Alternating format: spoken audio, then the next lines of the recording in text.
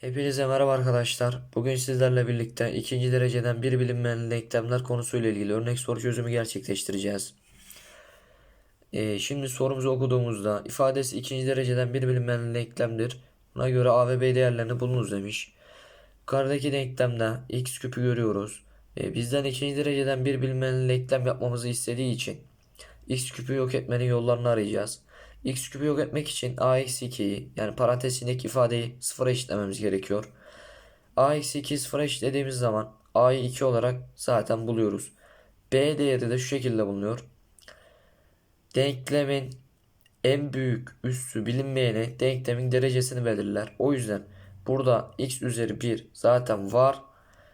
Biz x üzeri 2b eksi 6'nın üssünü yani 2b eksi 6'yı 2'ye eşitlemeye çalışacağız. 2b eksi 6'yı 2'ye eşitlediğimiz zaman 2b 6'yı diğer tarafa atarız. 2b 8, b'yi de buradan 4 olarak buluruz.